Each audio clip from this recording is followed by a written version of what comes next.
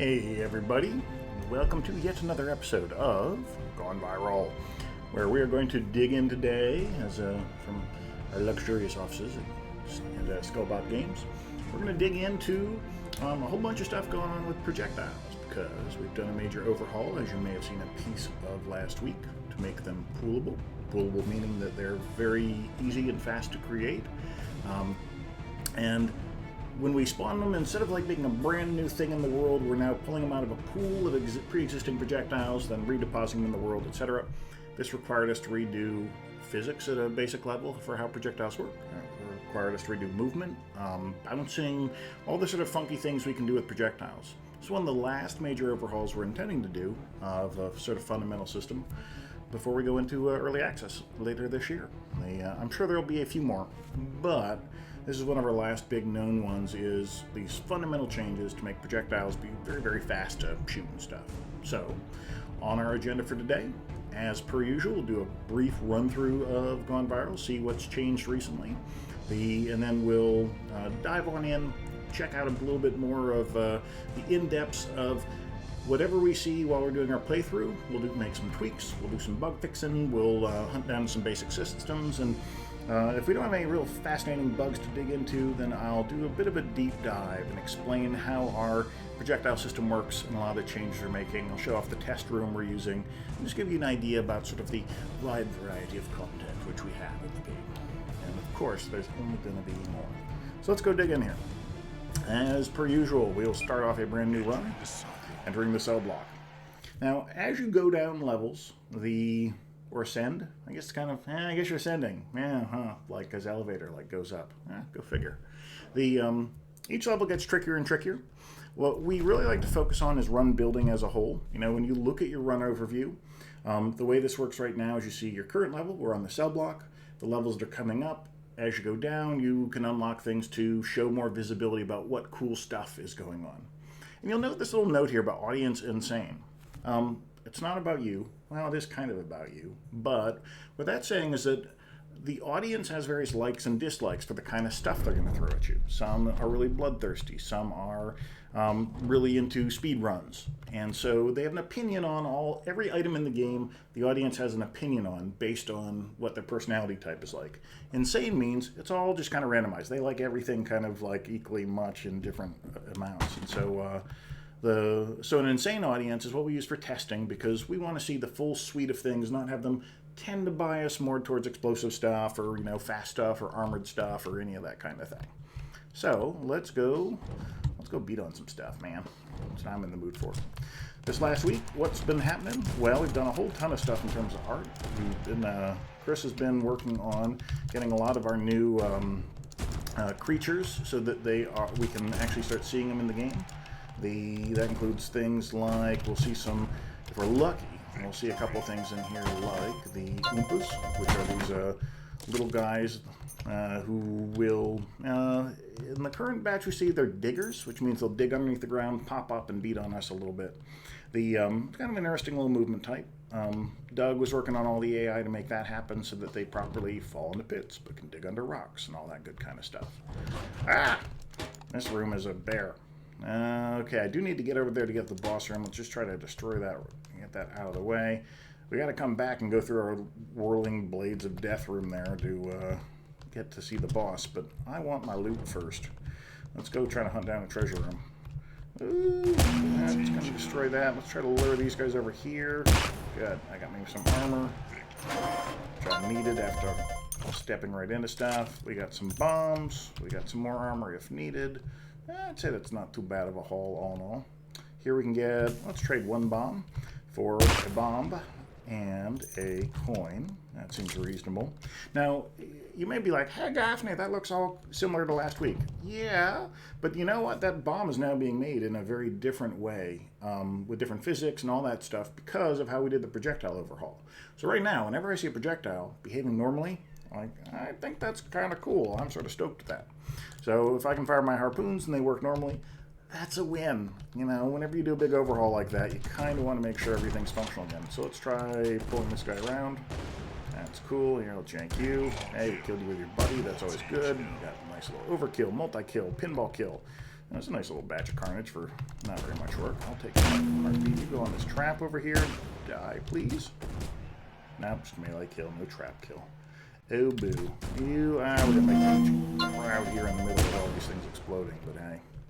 I toned down some of our screen shakes in the last week. We've gotten some feedback, so we've had some good Reddit chats on places like the Indie Gaming forums, on places like the Unreal forums. And I've gotten some feedback along the lines that we were doing a little bit too much with some of our camera shakes. Camera shakes are cool. We don't, hate them or nothing. Notice Chris's nice little effect there. That's all like custom effects. Oh, that's going to hurt me. I'm seeing a little jankiness when I go in and I hit these guys. I'm not sure exactly what's causing that. So one of the things we might do a little bit today is profiling.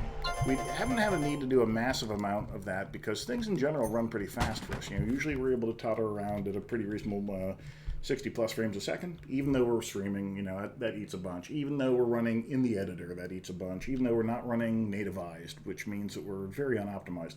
But we really want to make sure that we're running 60 frames a second-ish despite that. So maybe one of the things we'll end up doing a little bit of today is doing a little profile.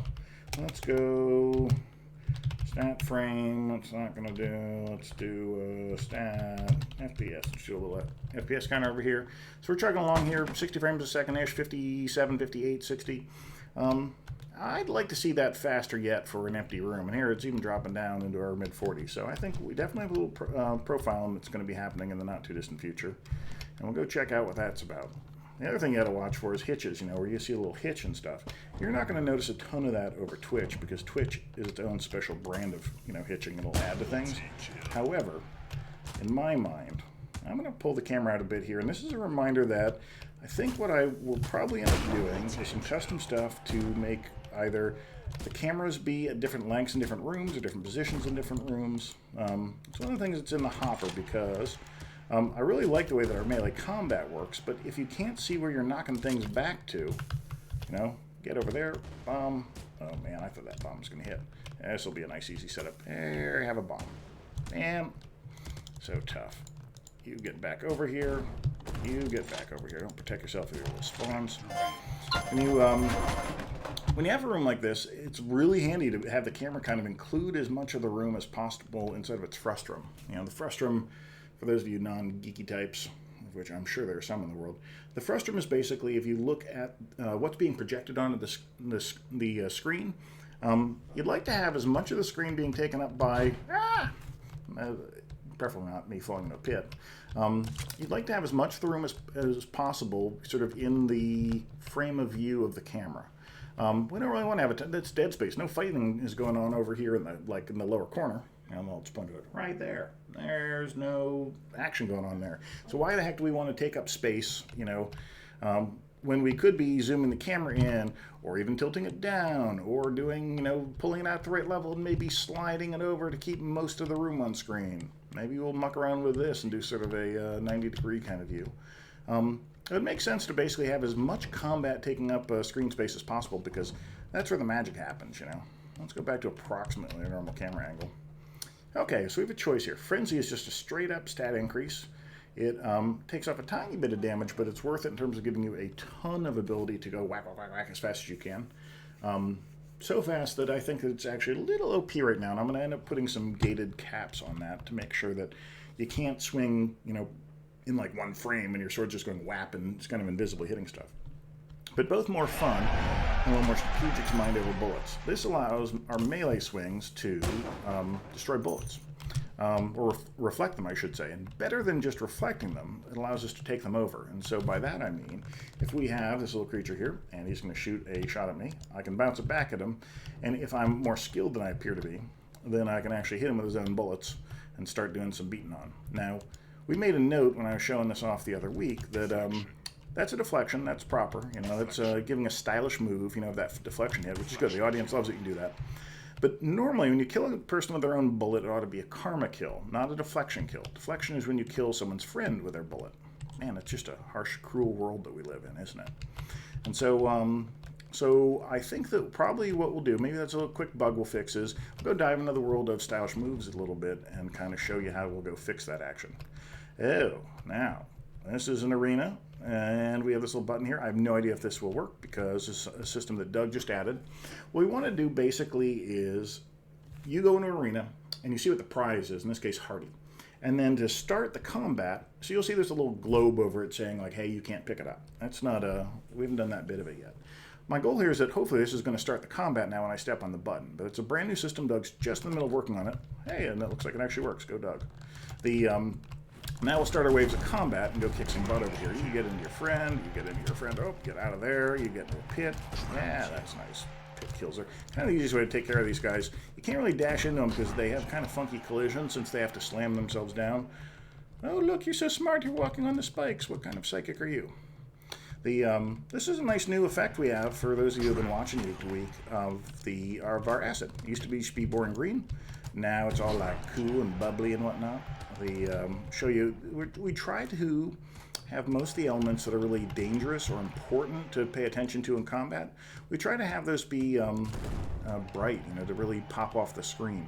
Our last one's kind of bland. So you may note, hey, this guy, all these little bullets, why are they glowing like that? Well, they're glowing like that to kind of give you a hint. Oh, it's going to be a mass amount of carnage, isn't it? Yeah, we just killed everybody. They glow like that to really draw your eye to it so that in the middle of combat you know what's going on. That's why this guy's fuses kind of glow. That's why this guy glows before he throws off his little dude. This guy's dangerous, and so he's a little bit brighter on screen. It's kind of subtle things that if you're architecting well, flame fading here. That's why you make important things, when you're looking at the background of stuff. The room tends to be in maybe a little less saturated, certainly less emissive, barring lights and things like that. You do need to mix things up a little bit. But in general, you try to really call attention to the things that are important by pulling them into the foreground. It's a talk, Chris gave a really good talk on that when he was doing a postmortem for the Diablo art style. He obviously was the art director for Diablo 3. And he did a really good postmortem of that. I recommend digging out of the GDC vault. It's certainly worth a peek. And beyond that, you know what? I'm going to go fight the boss now. Why am I going to fight the boss, separate from talking about Chris's art style? It's because I have this viewer challenge called Bombed. Bombed is going to drop bombs constantly in the room while I'm fighting. And because this boss is vulnerable, we have the gatekeeper here, that bombardier type dude. Because he's vulnerable to explosives, this is going to wreck him. And so I'm going to try to use a little strategy to do that. So, not only do I recommend looking at Chris's GDC vault on art style, because it's a really good watch, but Doug's doing a dev post right now on how we build interesting looking rooms. And so that'll be popping up tomorrow morning, which will be Friday. Versus the Gatekeeper. Gatekeeper who is going to get wrecked by all these bombs dropping on his head. Separate from the bombs, he's going to be tossed around as well, like this. Now, this is interesting. Well, it's interesting. You'll note his bombs are about twice as big as the ones coming out of Bombardier. They shouldn't be. Haha, I told you, man, that just totally wrecked his butt by having all those bombs dropping on his head. He didn't have long to live, but during the time when he lived, his raw power's really good, because now I'm going to be hitting this dude. I was hitting for 15, now I'm hitting him for 22. If I hit him in the wall, he takes 22 from the first hit, 22 from the second. Now I can kill him in 2 shots instead of 3. The joy of raw power, baby. What was I saying? Oh yeah. So there was a bug there, and the bug is that when that guy's tossing out all those bombs, they're twice the size they ought to be. And I swear I fixed that. So we'll go take a peek at that as well. So on our bug counter so far we'll take a look at stylish moves. That's always fun. Let's go peek in here, see if there's anything good. Yeah, baby. Let's go gamble some health away. What do we get for this over here? Oh, we got that. We got a little bomb out of that. Now, of course, we're about to die, but we did get hearty. Hello. I got more hearts back. This life is good. And Acid Strike, I'd say this is... So, this you're trading away a permanent heart container for one of these objects, and so Acid Strike, I think, is thoroughly worth it. What Acid Strike will do is, when I hit a guy now, he'll leave an acid trail behind. And then, of course, the guys who walk back towards you, they're going to be taking ticking damage while they're trying to get back at your butt. So all that, I'd say, net is pretty good. Let's go gamble away a couple more of our coins, seeing this guy will heal us a little bit before we're out of here. Thank you, friendly Medbot. You've already been worth it. You have paid me off a reasonable amount of times. I have 1 coin left, so we'll scarper out of here. We'll go clean up the rest of this room. And life is good. So, as I was saying, we're going to take a look at projectiles, find out whether those bombs are twice as big. Maybe I'll show off a little bit about how we do our bullet hell type patterns for creatures while I'm at that. And then the second thing that we will do is go and take a look at those stylish moves and see what kind of carnage we're generating. Now, this is a good room for me here because, A, I can deflect these. I already have mind over bullets, so I can kill people with their own bullets. These razor blades are already deflectable. You know, anything that's like a physical projectile is like these razor blades. That is, oops, if I could hit, that is, anybody can swing at these things and knock them back, just with my normal sword. Notice again, deflection kill. We want that to be a karma kill. And I'm seeing a little hitching here, so we are going to probably end up doing a little profiling as well, because why not? You got to do that every now and again. Here in the shop, we have anything that's worthwhile. I could, no, not if you don't have coins, it's not worthwhile, so I guess not. However, oh, looky here, we got some coins. So, you'll note when I drop on these bombs, it is a moderate size. I mean, one of the joys of doing scale in games is if you really think about things, your brain can get bent about exactly what the scale of things is. This door feels like a normal door, and then you look at it and realize it's like 4 times the height of our character. You know, I drop a bomb that feels like a reasonable bomb until you realize it's like up to my guy's waist. Like, how did he carry that? So I should have tested that over here since I can do that. So, scale in games is kind of an interesting thing, especially when you have like an isometric or top-down game, where if you really think about stuff, I recommend not really thinking about stuff. We are gonna grab this little turret guy because I think he's actually pretty helpful. One of those healing things might have been better for survivability, but we like raw power, so heck with survivability. Okay, let's try to do a little trap film action here. That is rather effective, I'd say. Not the world's most useful acid strike in this room, since everybody's more or less flying around instead of sitting in an acid pool, but hey, that was pretty effective. We have cleared off this floor. Let's go get our butts out of here. Let's go. We've already destroyed the boss, so let's pop down one more room. We'll go check out level 2, and then I think it's time to go do some bug fixing and whatnot. Bug fixing, optimization, all that good stuff. Pretty tough getting these chests. Might be worth it, might not be worth it, but because they're all nestled in there with those nukes, which destroy the floor, that's how we got all these nice pits in here. A little tricky to pull that off. And, oop, here I was not paying attention to my map, so I came in here kind of uselessly, but at least I got a few shots at crates out of it, not that they actually paid off. So other stuff in the last week or so. On my end, I was at GDC for most of this week, so I have done a little cleanup on projectiles and gotten a little bit more stuff working with them. But in general, from a coding standpoint, it was a kind of a short week, so ow, boo, ow. So I'm actually kind of stoked to be getting back, being able to do a little more of the actual coding. Down to the proving ground. So Dr. Death is coming up, and our enemies gain faster. Faster, of course. Makes all the enemies move faster. They also happen to shoot faster, if I remember correctly from how I implemented that. But I guess we've hidden that carefully from the users.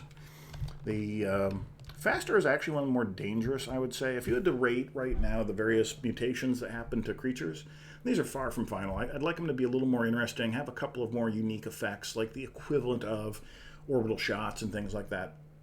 But I would say, obviously, the worst one is there's an Emperor's Curse. Emperor's Boon is an all-stats upgrade for you, and when you get Emperor's Curse on all the creatures, they all stat up in everything. So obviously, tautologically, that is obviously kind of the worst thing. But otherwise, when they get their threat up, that's bad. Threat up will raise the damage level of everything in the dungeon. And so pits do more damage, creatures do more damage. If you were taking a half heart before, now you'll take 1 heart. If you were taking 2 hearts before, now you'll take 2.5 hearts. It ramps up how much heart damage you take from kind of everything. So that's obviously bad. And you know, it's usually the case that, you know, damage or whatever is one of the better stats, and that holds true as well. I gotta make sure I got this. Oh, get over here. And I paid the price. I paid 2 prices. Oh, what a pain it is. Oh, good. I haven't seen this room for a while because the lower level psychic room we added, I haven't seen this as much. So now these guys are trotting around pretty quick. Speed, man, speed kills. Like, speed is, I would say, one of the, not necessarily obvious, but it's one of those things that it just kind of wrecks you. Now, if they got speed every time when they're blazing around at like warp factor 5, but they never got a damage up, they're probably not going to be that dangerous. But even then, you'd be surprised. They really can kick your butt. Some of the stuff like long shot raises how far away they can shoot, you know, which is especially deadly for things already shot a long distance away, like sniper-y type stuff. But That's one of the more... If everybody gained long shot and that's it as they're going up levels, they're not going to be too fearsome. But you'd be kind of surprised, you know, like, let's gamble away some health, because I like gambling. It is deceptive, I think, about exactly how... anything in the right context can really be nasty. I had a run the other day where... Ooh, yeah, 2 things, we'll take that. I had a run the other day where I wonder how to bombs. Nothing really to do with bombs here. Let's get our full hard heal here. I'm seeing a little hitching, man. I'm not down with that. I'd like to know what exactly is going on with that. I saw a run where I had the what do you say? We got Spin Doctor. That's where everybody spinned around them. And the guys had long shot a couple of times. And so I went into that arena room where, you know, the shotgunners are normally doing their thing. And because of Vortex, all their shots are spinning around them. And because of long shot, they'd sit there basically until they fired their next time. So you had to kill them with projectiles. You weren't getting in there without like a dash or something for invulnerability to be able to... Yeah, we definitely need healing here. I'm probably accidentally killed myself by digging down too far. So you'd get these spinning like vortexes of death around each of the shotgunners. Like, I gotta say, long shot actually made them more deadly. Because it allowed their shots to last long enough where they'd fire once, bullets start going around. They fire again, more bullets start going around. They fire again, more bullets start going around. That combo was pretty rough. And so I'm out of coins. I got 2 health left. This could be the beginning of the end of a run. I'm going to get beat by my own game. That's not embarrassing at all. It's kind of a tough game, man. We put new players in. Yeah, there's a lot of butt kicking that goes on. Here's an example. This room would really benefit from a different camera angle. And so, because there's a lot going on down here, you know. The kind of intent here is that, A, you can, you know, knock all the guys back into each other. You have those little saw blade slingers. But this is a long room that you don't get unless you, you know, got a camera angle that really worked well for that. And we could do like a follow cam or something, you know, we're not really bound to anything in particular. Sometimes you bake all your assets so it's like things look like crap if you're not at exactly the right angle. We've really not done a lot of shortcuts in that route. And so, well, one of the things we'll talk about maybe is exactly how we want to adjust the camera going forward, because I think there's a real benefit to getting a little more perspective. We might even have some individual items. You know, one of the things I've toyed with is taking a rocket launcher or whatever and getting it and now drop you down in a little almost FPS or third-person shooter cam. And now, pew, pew, pew, pew, you know, do your aiming and stuff based on that. That might be kind of fun. But we'll see. And also, I think it'd bend your brain. I think you get used to it being like, hey, it's an isometric game, when really it is a whatever the heck we feel like it game. I have not enough health to go into that arena, so we're going to avoid that. I will remember... Oh, yeah. You get out of here. I will remember, hopefully, to use my turret buddy to help out. Your event bombed. Your event bombed. That would have been wise for me to notice that in advance. Acid drop is not going to do me that much good. I already have some ability to deploy acid. The bombed event, if you can avoid and knock the bombs away from you, it's really pretty darn useful to you, because it does take out a lot of creatures. You do have to dodge, you know, it's not like you can fall asleep entirely during it. Oh, I got Crusher before. I didn't notice that. So what Crusher does, you'll note now, as I knock creatures back, they'll actually do environmental damage. So if I could, I'm not going to hit them over there. If I can knock creatures into rocks, why are there no rocks in the middle of the room? It's because we have Crusher. So Crusher is, I have to admit, I kind of like that as an ability, because it's a little non-standard. You know, most games don't have creatures flying around anyway. But it's surprisingly powerful. Like, being able to destroy all that stuff with that guy is pretty cool. He still takes damage from them, but it's doing environmental damage to them as well. That's kind of cool. I'm sort of down with that. This is probably a mistake. God, I'd love Trap Immunity Armor. I'd love either of those armors.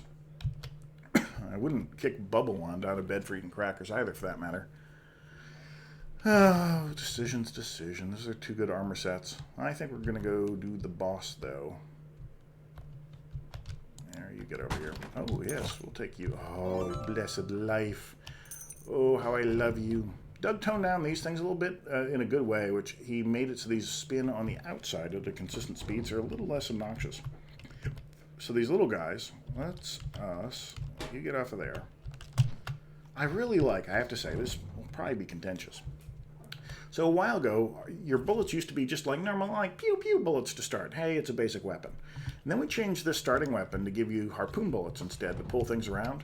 And it's tricky. It's not really like a newbie thing because, you know, most of the time a newbie probably doesn't want to have a guy pulled into his face. But for us, it gives you so many more positioning opportunities. And it's hard. You know, in many ways, our game is a game that's a lot about positioning. You know, like, oh, hey, there's a trap. I want a guy in it. Oh, hey, I'd like this guy to, you know, collide with his buddy. And I failed to do so. And so the harpoon fits way better into that. Oh, hello, little weird physics thing. I'll need to go cure you at some point, too. What that is, that weird jiggling we just saw, that's because when I'll trade a bomb for a key since I have Crusher and I can destroy most things at a whim. When interpenetration, despite sounding as kinky as it does, is really a lot of what screws stuff up in... Here I'm rolling a barrel over when I don't need to. When you drop an object and the physics is halfway through another object, in the real world, that doesn't work very well. I don't know what would happen if on Star Trek they transported a guy in the middle of a rock wall, but you'd imagine it'd be a big splooshy noise and an explosion and bad things would happen. Bad things would happen is kind of a good general way of saying, you know, physics, it's not obvious. There's no obvious result for what to do with it. And so if you're in a game with a physics system and you drop, say, a solid metal door when you're a creature, and that door is halfway through the ground because you allow them to clip because it looks good, you know, a solid rock tile, the physics system goes like, I don't know what's happening, must try to shove these things out at each other, and then you get, what do you get? Rapid oscillation, wiggling, and something usually flies off at great speed. So in many games, not just Unreal Engine, you know, their physics system can have that happen. Hello, Dr. Death. Here, eat your own friend as a crusher. Okay, so I'm seeing a little bugginess here, which is I would expect this guy's bullets to be a little bit bigger. So I think we have some bullet scaling going to be happening in the not-too-distant future. This guy, let's go take a look at his bullets real quick here, and I'm going to actually pause them so you can kind of see what's going on. Slow and stop. Now, when you look at these little bullets here on screen, we'll zoom in well, I can't zoom in because my...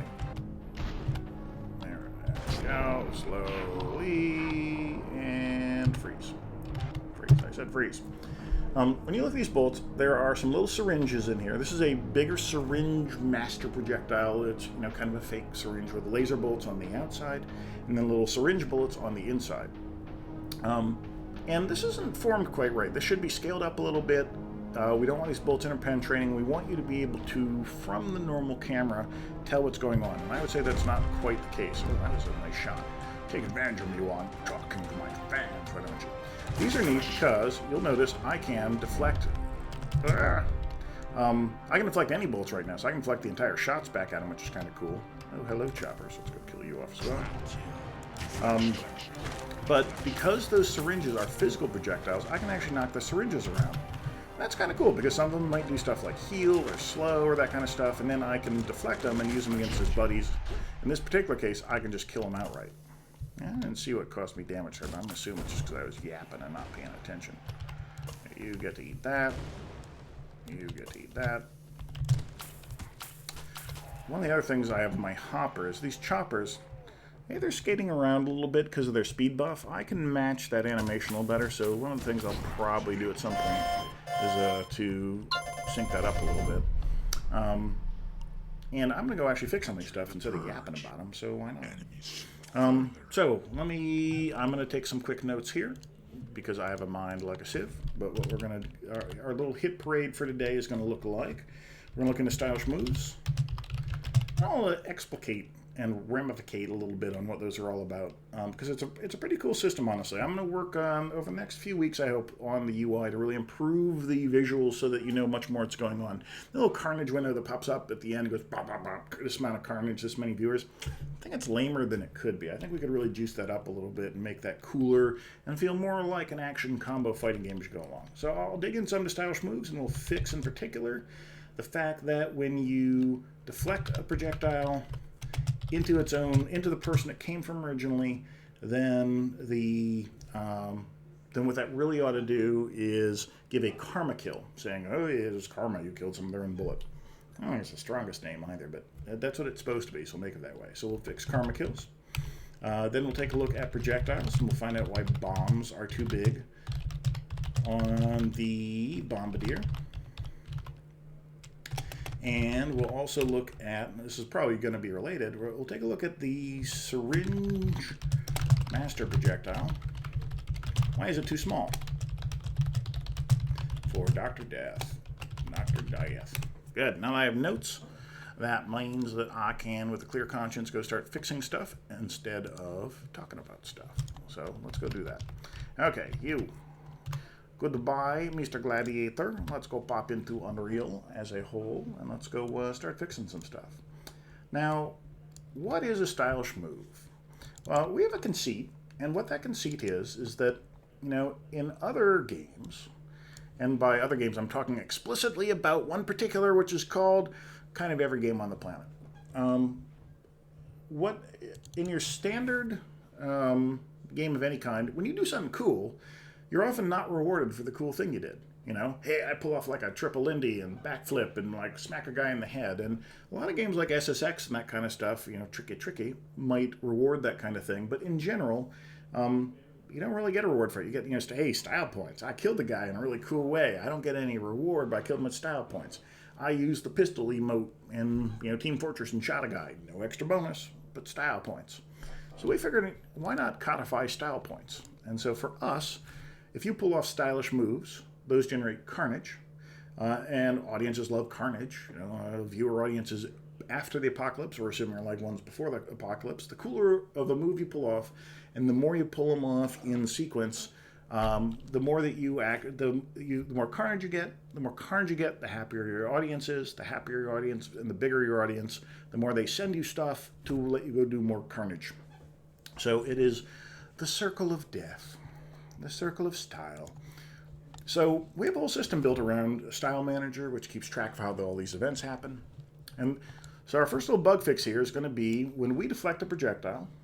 This is our base projectile class. This is where all the magic happens for your average projectile, hitting the world, hitting other actors, all that kind of stuff. It's where all that magic happens. Then individual sub-kinds of projectiles, like a bomb or a syringe or whatever, they change how they interact with the world on sometimes fundamental levels. Does this one pass through rocks? Does it explode when it hits rocks? Does it drop, if it's a syringe, does it drop, when it hits a player, it might debuff them with, you know, maybe it's full of tar, so it injects slow into a player. When it hits an environment, maybe it drops a tar splatter on the ground, which would then slow anything that runs over it. All that, I think, is it's pretty reasonable. The trickiest things that we do as we do this is keep track of who shot the projectile originally, and who now owns the projectile. When I have mind over bullets, I might take the laser bullet you fired at me, I smack it back at you. That's called a deflection. Let's go look at handle deflection. When we have a deflection, you can see what happens is we get deflected on a new vector. That's what angle we're going to be heading off at. We now have a new attack payload, so maybe you shot at me and you're like, I'm a wussy little robot, I'm just going to do a little bit of damage, and I have 48 mutations that are saying things like, I do triple damage like this, I have these buffs I apply. That's all encapsulated in an attack payload. So when we get deflected, we take that new attack payload and overwrite our old one. So I might take a kind of wimpy shot, turn it into a big powerful one. I might take a big powerful shot, turn it into a wimpy one. That's the joy of deflection. We also have a movement payload. This says if my shot's orbited, this new shot ought to orbit too. So that's why we take in a movement payload, we combine it with the one that happens. These all came off the person who deflected us, and these are all the ones that are sort of part of the projectile itself. So we're going to take a look in here. We're going to say stuff like, were we already deflected once previously? If so, then what we don't want to do, we check that here, because if you're already, if you have a multi-hit type capability, we're going to make copies of this when you deflect it. But we don't want to do, let's pretend that, you know, I have multi-shot. I hit a spike ball. And multi-shot, one of the things that particular mutation will do is duplicate all the shots, and including from what I deflect. So we make sure that we're not already deflected so that we know not to be like, I can hit a spike ball 58 times, and each time it doubles, and so we have 2 to the 58th power spike balls around, and then like the universe enters heat death or something similar to that.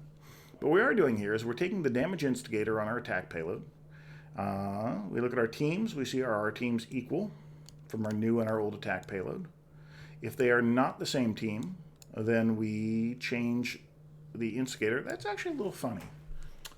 I'm not sure that's actually the happy way to have done this. I'm going to leave that for now, because changing stuff arbitrarily is a little dangerous when you're not thinking about it. But we are going to we're going to change our new for our projectile attack payload, we're going to change the damage instigator over to be like us, whoever's doing the attacking. That seems like a reasonable thing to have done. And I think that we're not doing something else here, though, and that is when we changed how projectiles worked the other day, let's go look and see what we have here listed under what we do for projectiles. In particular, we have the original spawner and we have the deflector. And what I'm not seeing anywhere here is us setting our deflector. So I think what we will do is, no matter what, we're not going to worry about whether or not we are already deflected or any of that kind of stuff, but we're going to set the deflector here, raise deflector shields, to the person who deflected us. And I'm not seeing us do that. And you know what? We must be doing this in the function above this, which I kind of disagree with. So we'll probably fix this too. But let's go dig up. We're going to bop up into the up one level in our stack. And we see what's happening here is we're walloping a projectile. And so this is where we're handling the deflector. And you'll note that this is where we know who walloped us, but we do not know our new deflector. So let's go add a new actor here.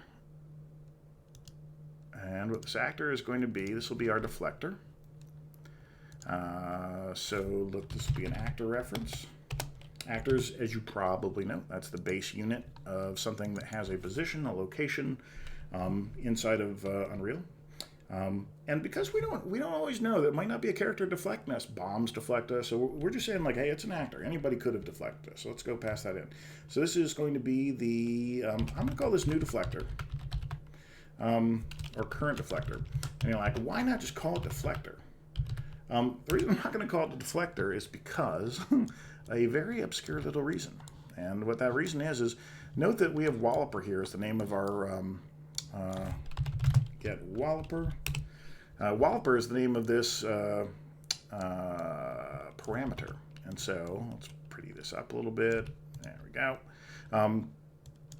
And because if I had named this deflector, which would have been my temptation, I would have gone down here. And I would have been like, let's go set the new variable we have down here. That makes a lot of sense. So deflector, set deflector. Now let's pretend I had named that variable deflector. When I go plug in here and I say get current, I can't until I compile because it doesn't know that variable exists yet. If I were trying to get the parameter name deflector and stick it in the variable name deflector, it would have thrown up. Unreal just added this functionality a couple patches ago, a couple of builds ago, 4.17 I want to say. It's currently in 4.19, and it's implemented mostly well, but only mostly well. I don't know if they fixed this in 4.19 since that came out last week. That's the other set of bugs we're cleaning up right now, is stuff that came out of 4.19. But to avoid having to set deflector equal to deflector and not know which one the hell is which, we're going to just call this current deflector. So we're going to set our deflector to all that. I'll bet you right off the bat this may well fix it already. Let's go look at where we use deflector. And we're setting that here, but we never actually were using it. So our original spawner, let's make sure that we're setting this properly. I think we are. This should be set in, oh, maybe we're not. Oh, I see more to come in terms of weirdness. This might be happening in C++. Let's go take a little peek here into C++ and see if that's where the magic happens. And Visual Studio, and come to Poppy. I moved a lot of stuff into C++ when doing all of the stuff for pooling. The reason why, of course, C++ is much faster. I say much faster, but with nativized blueprints, it's not always necessarily the case. But it's certainly faster. And when you have very low-level basic operations, man, it's just nice knowing that not a ton of cruft is kind of happening. So let's go look here in our projectile. And let us go look for our original spawner variable. Original. I can't spell original. Given I used to work for Origin Studios. Origin spawner equals initial spawner. There you go. Yet another reason that in this case these parameter names are named differently than the variable name. So we are setting that properly in initialize. So the original spawner should be set happily. And then when we are, so when we deflect, now the question becomes, where are we actually doing the the karma kill? Let's go look for stylish moves in general. There aren't a ton of them. I think this is going to be, let's see. Let's look for karma kill. Hopefully, there we go. Handle cause damage. Okay, when we're in here causing damage, we're going to truck down this path. I'm sure this works, but hey, it's worth explaining it anyways. We're causing damage. This is the enemy we hit. And so we're going to truck on down here. Is this projectile expended? No, it's not. If it was expended, don't do nothing. If the enemy we hit isn't anything real, you know, if it's like in the middle of being deleted, we don't care. Then what we're going to do is we keep track of a couple of things to keep things feeling approximately right. And by that, let's suppose that we have a spike ball. And the spike ball is just sitting there in the world, and it deals damage every time you touch it. Well, we're going to keep track of the last time we damaged a given enemy, because what we don't want to do is have you bump into it and then a millisecond later bump into it, take more damage, or it hits an enemy right on the edge and like damage, because it's colliding with them maybe as the enemy is shoving the spike ball along. And so because of that, we only damage every so often. So that's what we're kind of tracking here. If we damage this thing within a half a second, we toss it out.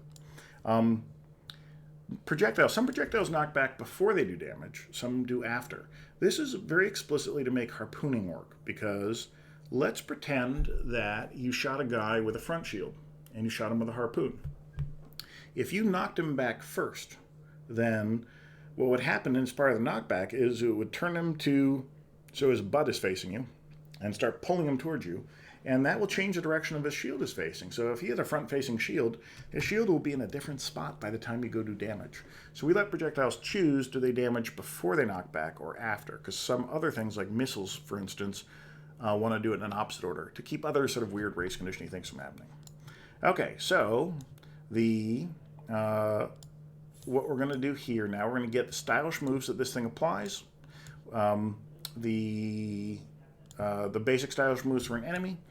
And now, if we are deflected, this is where the magic happens. Okay, if our projectile payload was deflected, then true, we are going to add to the moves that happen on damage. You know, if this bullet were just to damage it, someone, not kill it, this is how a deflection hit works. Then we add this stylish move, hit a mob with another mob bullets, which is a fancy name for a deflection kill. These are all mapped to, like, you know, what they show up in text somewhere else. Now, if our damage instigator is equal to the hit enemies, and you'll notice we just changed that a second ago. We know that this damage instigator is not right. So what we want to say is, if the original spawner is equal to the hit enemy, then that's going to have been a deflection kill. So that's why. So because we kind of cleaned up how that worked previously, this is a part of that cleanup that escaped us. We were checking to see if the damage instigator, which is now broken up in a bit more detailed, hey, who originated the damage, who is currently dealing the damage, and then the projectile keeps track of who was my first spawner, and then who deflected me last. That's where this confusion arose. And so now it's the right thing, which is saying if our original spawner is the same person who got hit, then we're going to add that to the moves on death. If it kills them, they should get a karma attack. Karma kill, herefore killed a mob with its own bullet. That all sounds very reasonable. Let's go test it. As part of testing, let me go pop into a room which I made this morning, which is called the Projectile Test Range. And I'll show you why here in a second, because since we're going to beat on a couple of our projectile things, this is a good room in which to do it. What this room is, the Projectile Test Room. I've set up a line of wall spawners here, and what each of these has been done is it's been set to do to spawn a different base projectile type. In this case, I noticed earlier that I do not have a a missile projectile, so we'll go add that.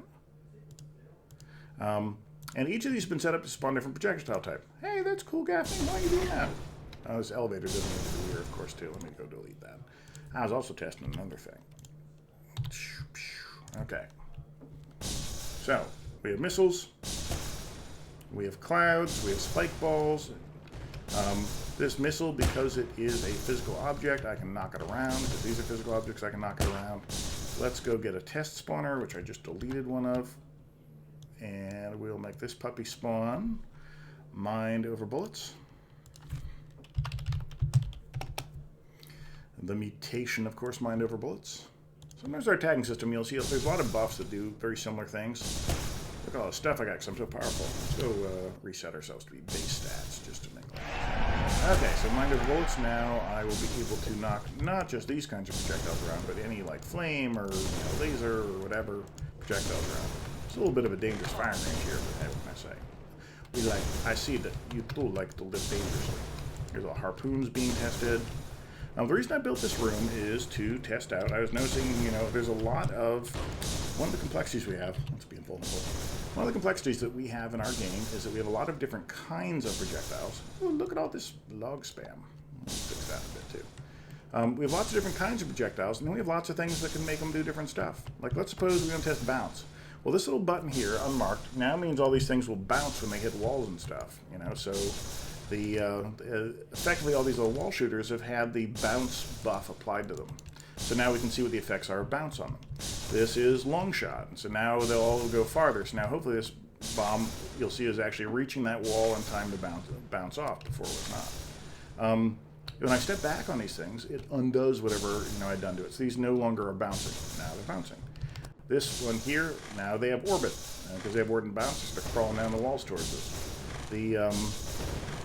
You'll see these last a really long time before they kind of aggregate. So this is so I put together this little test room just for kind of S's and giggles to be able to check out what all goes on. But none of that's relevant because what we really want to do is we have mind over bullets. We're going to hit this guy's own bullet.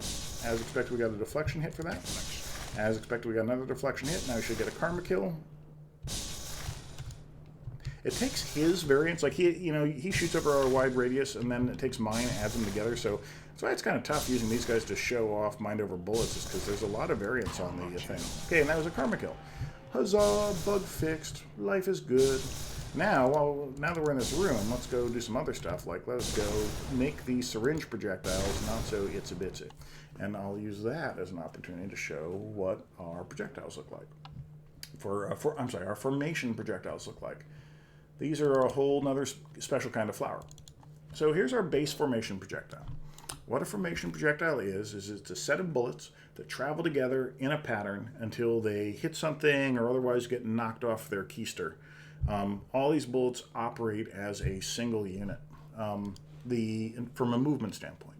And so, for instance, if this is a boring one, so let's go actually pull up the one that we're going to work on, which is a syringe master projectile, M projectile syringe. In this syringe, look how complex it is. Oh my god. This is probably the issue right here. Why is it scaling down 0.6 by default? Well, let's find out. Let's see what it looks like that. That looks better already. Why did I have that set at 0.6? I couldn't tell you off the top of my head. I still think that actually needs to be a little bit bigger. So let us go and let's F for this a little bit. Let's say these things by default will make 1.2. I could probably change this even a better way. I'll show in a minute how these things are created, and that'll allow us to take a look at it. I think it's better, but I think... Okay, now why are those all stopping there? That is not behavior I would expect. I think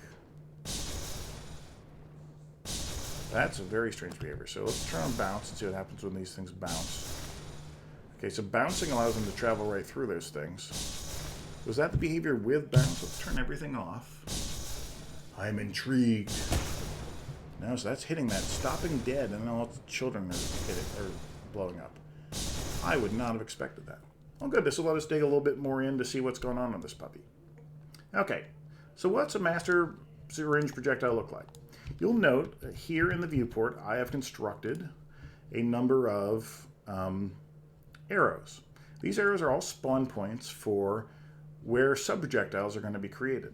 And what we've done is, when we have the needle tip here, let's make this one red. Because what I've done is I've colored, this is all how this is visually represented, other than position, doesn't really matter for how this is going to be spawned, but just for our sanity. Let's go and make this thing be just straight up red. Or red, cardinal red, lovely. Okay. These particular arrows, this is where syringes are going to meet. Why are these special arrows? What makes them special about it? Well, they're named Liquid 1 through Liquid 5. And let's go take a look at them, make sure they're all named happily. Yep, they're named happily. Liquid 5 is also should be a red one, so let's go make sure. I don't know what that is. And I don't mean to make nobody puke, so what's this one here then? That's arrow 3. And where's Liquid 5? That's on the same spot. That's a bug right there. I'm not... Yeah, see, let's go kill arrow 3. That's one less overlapping thing than to start with. Let's take a quick peek and make sure that looks okay. But what that was is one of these syringes was spawning in a spot that also had a laser bullet. I think it looks a little weird. I'd like that syringe, you know, it's all kind of fakey, but I'd like that to go across straight. So I think what we will do is we'll actually go back here. We'll undo deleting arrow 3, and instead we'll take out Liquid 5. Doink! So this is the pattern these things spawn in. And what's happening that's weird, and I kind of know why. This is going to be because I was messing with all this physics projectile stuff.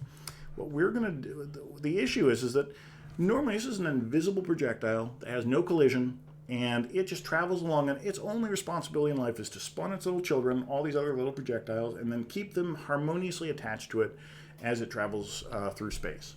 And if anything changes the positions of its little children, you hit them, they bounce, they hit environment, they detach themselves from their master. So the master is really just a way of keeping all those things traveling together in a pack. But it shouldn't do anything, you know. This collision component here shouldn't really do squat. And in fact, you'll note that one of the major things I changed, I happen to know, is that I made these things have a collision shape to them. And what we can do, because we're so smart and all that, is what we're going to do is we're going to set the default.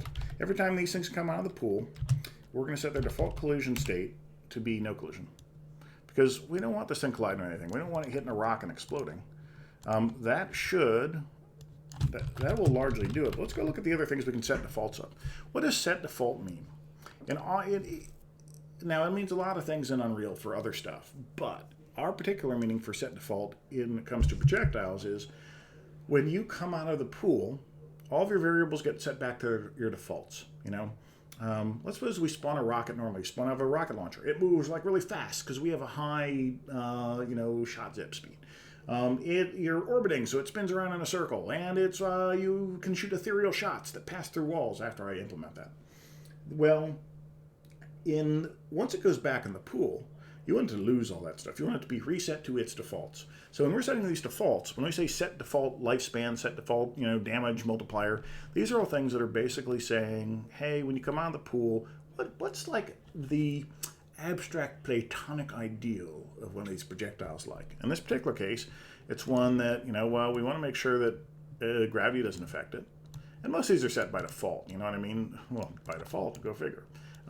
We don't need to set a lot of these if they are just like a normal projectile. But I don't think it hurts to actually reset these to make sure this is exactly what I want. Even if we change the parent, the children won't change with it. We know this thing doesn't want gravity. We know that this thing should not detect near misses. Near misses, that's what lets you do dodge style moves. So we want to make sure this thing, by default, doesn't do that. Let's set default. And when I was changing the projectiles, this is a little more obscure projectile, so I'm not shocked I didn't set these things for it. So never hit anything, so its damage multiplier doesn't matter. Its base lifespan doesn't really matter. That's an interesting one, though. What if it had very long-lived children, and it itself is not long-lived? So we may have to come back to this someday when that case exists, but I'm not going to set it to some crazy number now just to make that kind of work.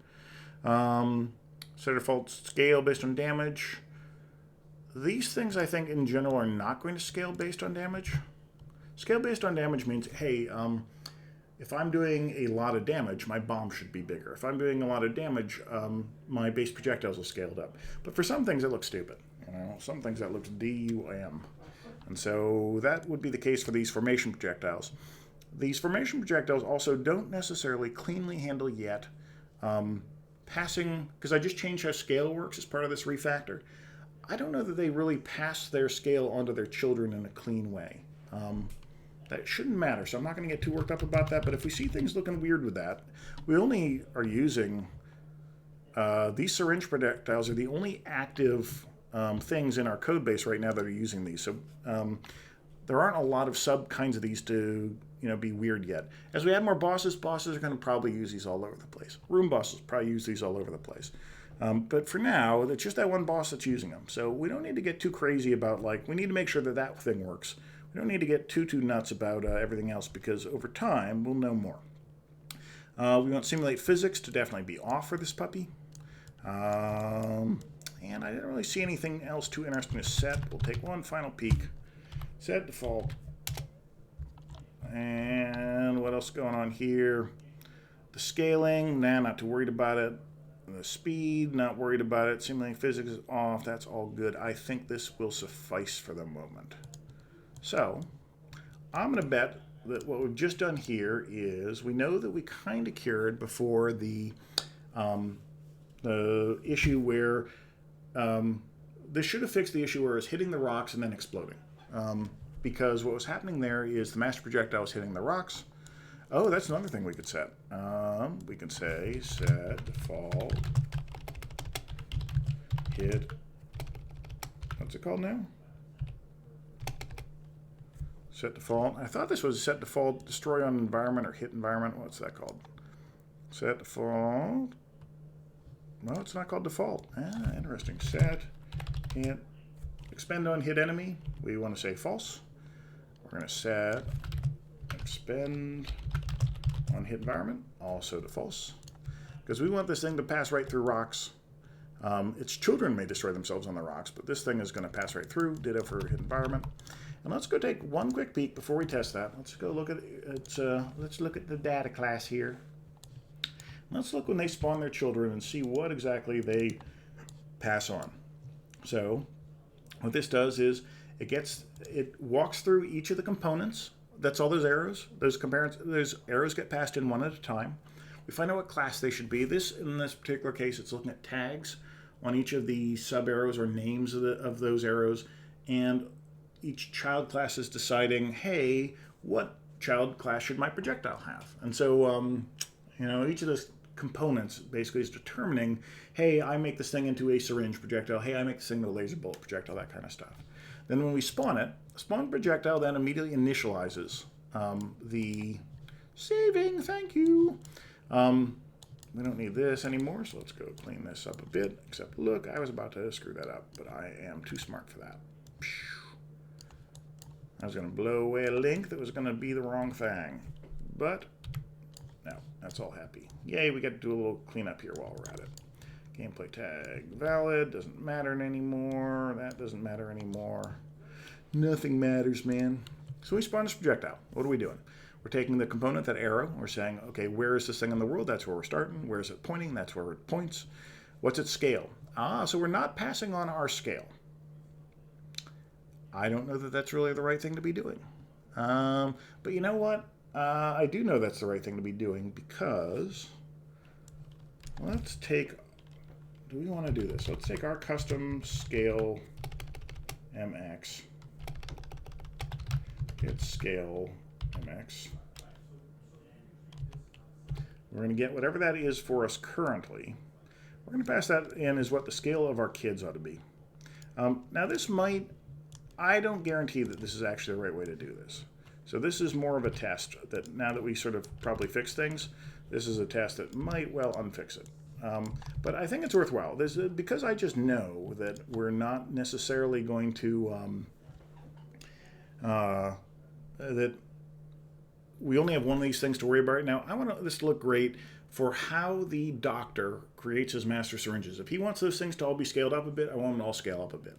And because we're not worried about really breaking anything else right now, because it's only that one doctor firing these projectiles, I'm not too worried about screwing up. So now, what's happening here? So, just like I predicted, this thing hits that wall and just stops, which I didn't think it was going to do. And just like I predicted,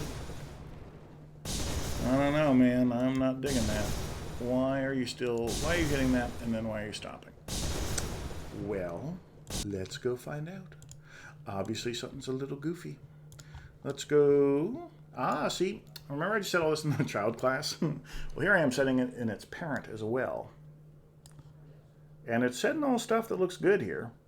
Condition profile and initialize, so it should be setting this to be no collision. But there's now a new way of doing this. Not set collision enabled. We're going to set default, and that's smart. Let's go grab everything we just did over here in Proj, and we're going to do all the same stuff here, except for that. The only thing here that really shouldn't be in the parent is that what scale it ought to be at. And scale is smart, by the way. And by that I mean we're setting our default scale to be 1.2. But and what that means is it's like, hey, we made this thing a little too small, so just kind of bump it up. All syringes are going to be a little bit bigger. But if the boss is like, hey, I do a ton of damage, or I want to spawn really huge ones of these things, they can set scale, and that will all kind of multiply together. And so we don't need to worry about the fact that it looks like we're hard setting the scale, always be 1.2, can't be overridden. No, that'll actually add together, but then when it goes back in the pool, it will reset itself happily. Okay, so back up here in base formation projectile, we'll take all these little pasted things. The proper way to do this now is not using this collision profile thing, but rather to set the collision state. So I think we will do that. By default, we do not enable gravity. We do not detect near misses. That's all stuff that we're doing here, but since we have it all up above, we'll do it. We'll make sure we don't deflect them off. Say, it was past Gaffney, thought of something that current Gaffney did not consider. So, not unwise. We should not need to turn off our deadly particle, but that's okay. Let's go see. Now, I expect this still not to work, I'll be honest with you. I expect this still to hit that and stop. And so I think, to me, see how all these little things are shimmering in here? I think that is definitely, I definitely feel like that is hitting the rock. It's not like just running out of lifespan or something, but just because, let's move the rock around here and make sure that what's really happening, if this now goes, okay, it's still dying in the same spot. That's interesting. Let's shove you over here. And let's just get you out of the way. Is that just running out of lifespan? If so, yeah, that's not hitting the rock enough. What that is doing is that is just running out of lifespan. So let's go back to what I was saying. Yeah, let's not bother messing with the lifespan of these things. That'll be fine. Okay. So what we want to have happen here, let's think about how to deal with this in a relatively robust way for the future. When we have, what's happening here? So we have a master projectile that's a syringe. We already looked to see when it makes its children. Let's do spawn a child. It's passing in its base lifespan. So this and its children should have the same lifespan. And however, if a syringe projectile has a different kind of lifespan than its parent, so let's go look at the kind of projectile that is a syringe projectile. Notice confusing nomenclature is this is syringe projectile, not to be confused with MProj, the master syringe projectile. So in here, our default scale is 0.3. This has its own set of rules for this, so this is not overriding its own, in an obvious way, this is not overriding its own lifespan. So why are those actually having a different lifespan? So that's a good question. So let me do a little cheating here. We're going to take a projectile logger and we're going to attach this to every syringe. And let's go see what that looks like right now. A projectile logger is going to be printing out information as these projectiles fly through the world. And just to make our lives easier, what we're going to do here, instead of having to dash across this whole area of death, let's go find our spawner. Master syringe projectile. Let's bring you over here. And let's tuck you back in the corner. Just so it's close to us. And we'll move our little spawn point back here a bit. And we'll move our little mutation spawner here. That way we'll be right in the thick of things so we can kind of see these things up close. Okay, so these are all expending here, kind of as we'd expect. The projectile logger, I was expecting it to print out what the lifespan is, and it's not, so let's go change it and make it do so. This is a little debug thing that I will tend to attach stuff like this onto, you know, we have one for creatures, we have one for projectiles. All it's meant to do is really just kind of spit out different stuff as you're going along. Let's go find our original component.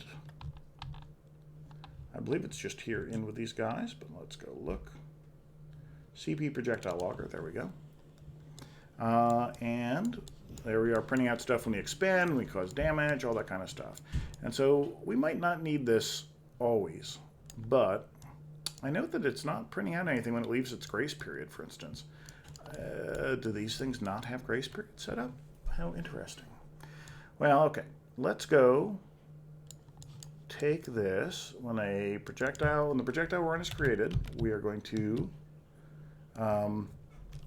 let's go get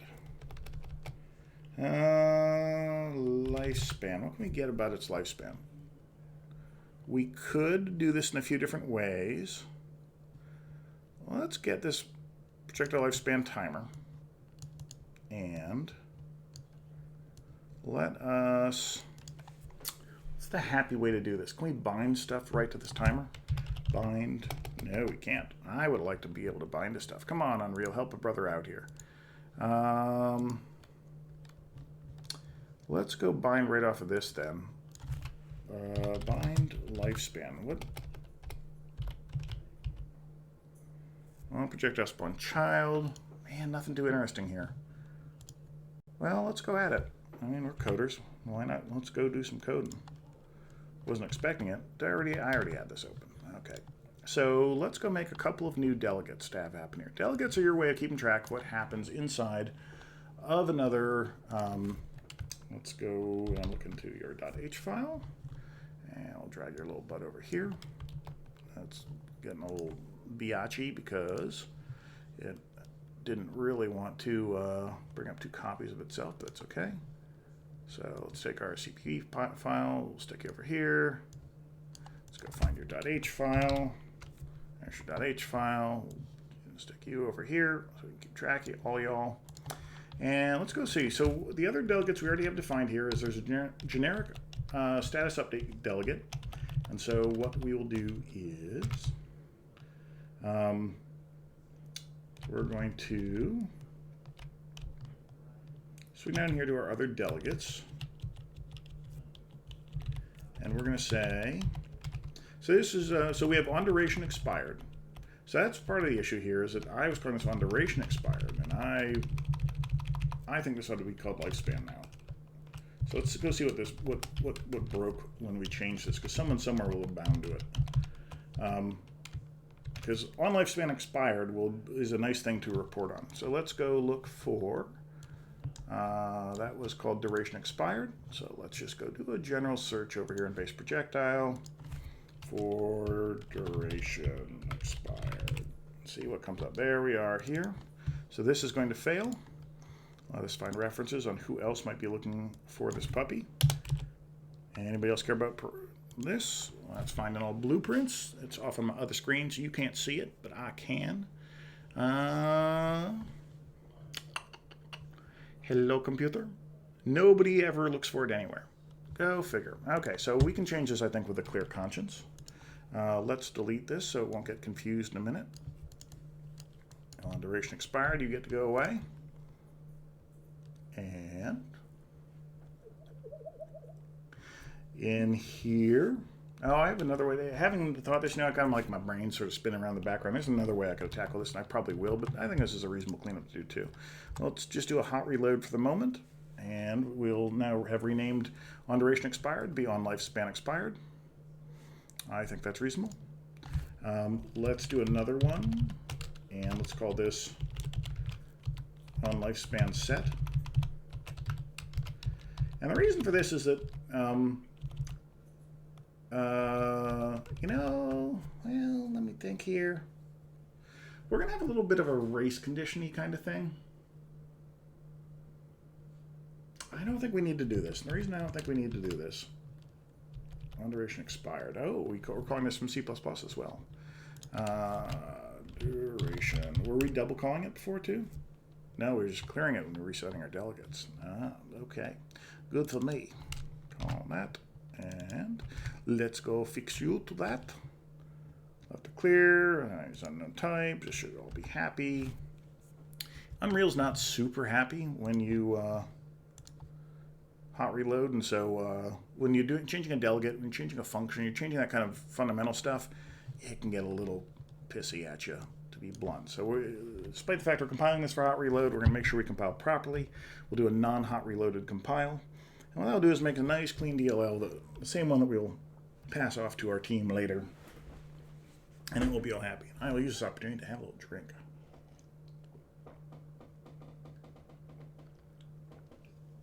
Ah, blissful. That's my Marco Rubio moment. Okay, everything built because we're awesome. Let's go, I guess, make use kind of full screen. Might as well maximize what folks can see at home. There we are. We're all loaded up. We'll go restart our project, and that will do. So what have we done here? Not much in this one. We changed duration expired to be lifespan expired, just so we can be a little more clear about what's going on.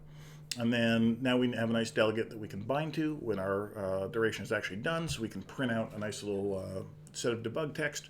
But what I'll also do is I'm going to re-implement the way that the projectile logger, after the projectile is initialized, I'll do a printout of how much its time is remaining on that timer.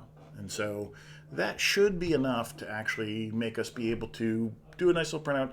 We'll have the timer count down, and we'll see what is the difference between our master projectile and our sub-projectiles.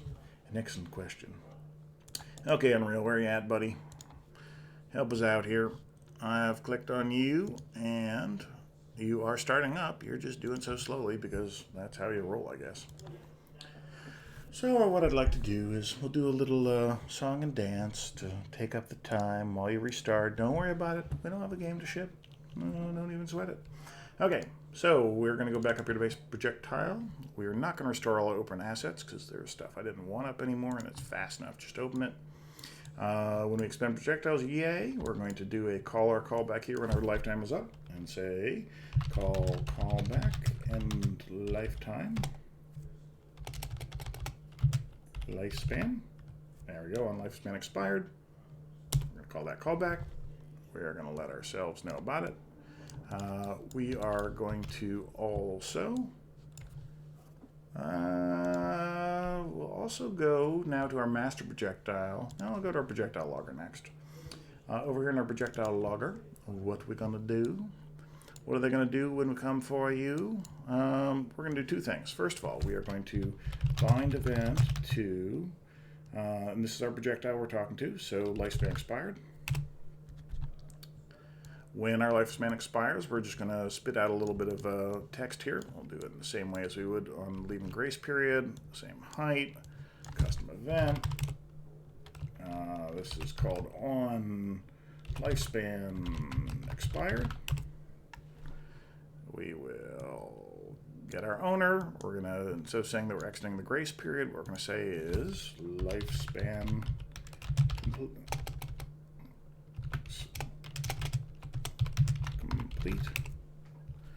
And we're going to take this timer here. So the other thing we'll do is let's go look and see what we do after the thing is initialized. I don't think anything yet. I haven't really messed with this since then. So we will go and we're going to extend this puppy along. We'll need you here in a minute, so we'll just drag your little butt over here. Let's go bind another event to you, and let's bind event to initialize complete. We have a potential little race condition situation here, and by that I mean when this is a component that's attached to the projectile. And the way the timing works on this is pretty complex and Unreal. You're not really guaranteed always necessarily a lot of, the order does not change between builds. So my faith is often disturbed. So this is going to be when we're initialized. What we're going to do is we're going to go grab our timer. And we're going to... you know what? We don't need to do that. We don't even need to do this in this fashion. I'm going to leave this here for future Gaffney, but we're going to go to our tick, which does not yet exist. That's nice. Event tick. And we're going to go grab our projectile that we are logging, which is our owner. We're going to go grab his lifespan. And we're going to, for just one frame, get timer on our lifespan. If it's valid, timer is timer active by handle. If it is active, we are going to just do this action here. We're going to we're not going to want this all the time, but for this particular thing, while we're debugging this, we're going to take right where the projectile is, we're going to print out the get timer remaining time by handle. And we'll, because we're all sexy and stuff, we're going to actually make this look like a real English string where we say, hey, how much time do we have remaining? And we'll put seconds after it. So count down, and we're going to make this be 0 duration. 0 duration means this will draw for exactly 1 frame. So this will look like, this is going to look like when we have our little projectile, it's going to be traveling along, a little countdown next to it, I hope. Probably what it's going to do is crash, because I probably didn't check in his valid or something. Okay, so there we go. That actually worked pretty well. So these things, all these things' lifespans are ending there. Oh, and you know why this is happening? I don't quite, but I'm a little surprised what it's doing is it's stopping and then dying. Because normally you'll look over here and you'll see something else. Like, let's go look at, here in this crazy world, let's go, for instance, check out if we didn't have a rock here, if we didn't have a rock here, or here, or here, if we were, this is such a crazy little test room. When this thing dies, it doesn't freeze in place, you know what I mean? It keeps on moving when it dies. Like, it's not frozen and then dies. And so, I'm a little surprised that these other kinds of projectiles... I can hit you. It's like a batting range. I'm surprised that these are freezing and then dying. So we'll go look at this too. Maybe its fade time is set funny or something as well. Because what's happening here... Let's go make this a little more viewable about what's happening. We're going to go into... when we turn this into a string... what we really want to do here is... format this. How do we format this? Okay, to string. Time seconds to string.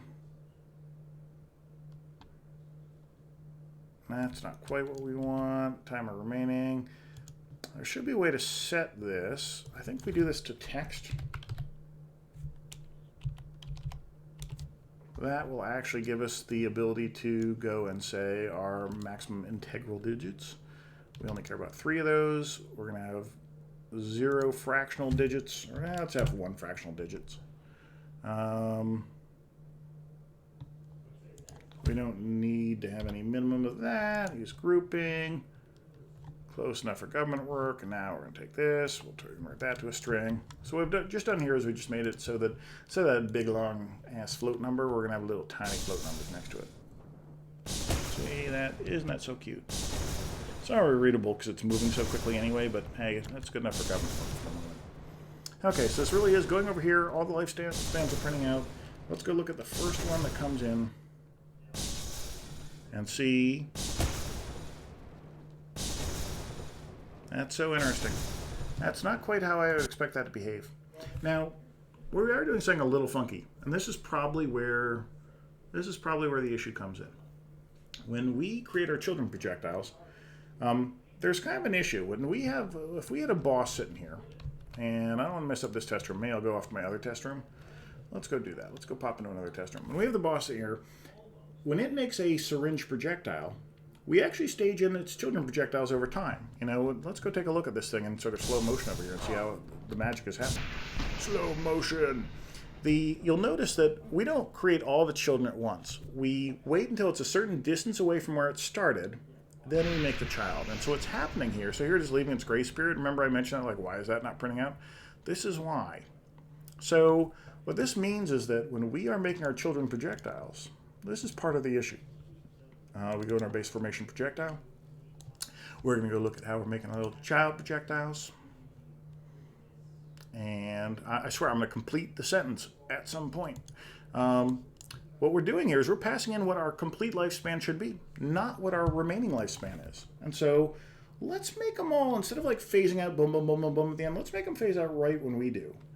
And so that would be the lifespan timer that we already had. And we should really check to see if this is valid, but we know it's valid, so I'm going to do a bad thing here, and I'm just going to say get timer, remaining time by handle. This does not be that bad thing. Let's go do this in the correct fashion. And let's make this be a local variable called lchildTime. And what we're really going to want to do is this, is we're going to say, okay, is timer active by handle? If the timer is active, forgive me for my kind of ugly formatting here, we'll go clean this up after everything works. If the timer is active, then we're going to set its timer in the appropriate fashion. If this timer is not active, we're going to go down here and we're going to take our lifespan, our full lifespan, and set it equal to that. And so now what this will do is that if we were in the middle of running and our timer's counted down somewhat, it'll use that. If for some reason some child class has not done the right thing, and just for kicks and giggles here, to save us having to, route around, once we've done either one of those sets, we'll always set that lchildTime up here. Let's do a little bit of formatting on this right now.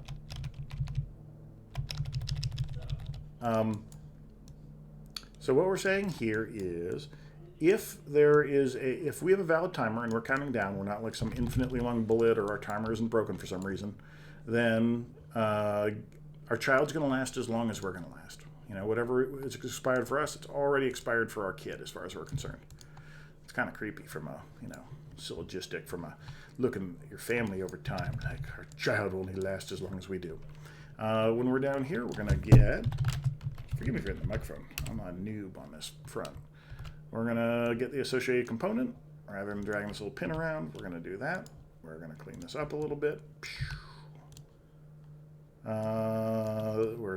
don't need the owner here anymore. We're just getting the world transform of our associated component. We're going to spawn our projectile in the right spot.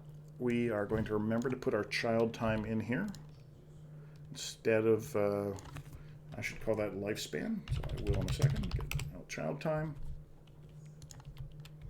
We're going to straighten you up. We're going to straighten all you together. There you go. lchildTime. And we're going to call this, to keep my own sanity, child lifespan. And just because we like documenting stuff as we go, we're going to do a little documentation spot up here. We like our comments to be in black because they're sexier. And just so future us remembers, we're going to say, set the child lifespan to our own, if appropriate. Using our timer if it is set already. Otherwise, our base lifespan. Why am I being a little careful about this? It's because, I don't know, we're going to have some pretty crazy formation projectiles. What if you had some giant-ass formation projectile that was like still pooping out children even after it itself expended? Like it's traveling through and it's huge, so it's like waves and bullets are coming in. This would cover that case now.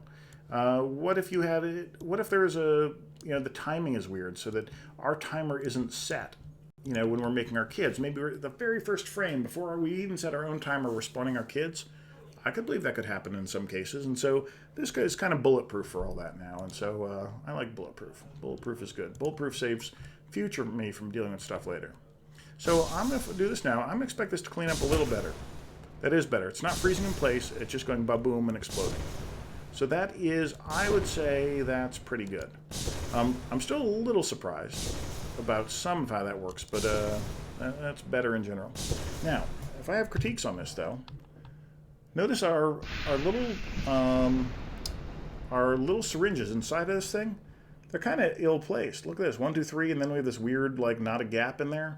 And I would say those syringes are not big enough to truly be visible. So let's go mess with this a little bit, make this be a little happier of a situation. We're going to take our sub-syringes. I'm going to adjust the scales of them first. These things are scaled down by default because they're kind of big and dorky looking in their own right. So we're going to scale them back up. This is probably a little bit too big of a scale up, but let's go see what it looks like. Now, as we know, we're now passing down our scale. That looks, I would say, a little better, but, you know, I'm not sure that even worked. When you don't know if something works, you do something insane, like you take a syringe projectile and you set its default scale multiplier. It was 0.5, we're going to set it at 12, so these things should be like as big as the room. How are they looking? I would say that qualifies as like as big as the room, so that's obviously working. So big it's colliding with stuff right as it's created. That's okay. So I would say we have assessed that this is working correctly. Let's set its scale to be 1 by default and see how bad that looks. One would assume it would look bad, or we wouldn't have changed it, but, you know, I don't think that's too awful. It's a little tight, you know what I mean? Like, if I were just going to aesthetically judge this thing, I'd say it needs to be spread apart a little bit, and maybe the bullets need to be spread apart a little bit, and then maybe the whole thing needs to be scaled up. So let us think. If we're going to scale this whole thing up a little bit, let's scale the whole thing by 2. That's ridiculously big. Needlessly big. Let's see what that looks like. Okay, so the laser bullets are not getting their scale carried along properly, and the syringes are. Now, I would like these syringes to be not quite so rambunctious about colliding with stuff that, you know, they should pretty rarely be colliding with stuff immediately.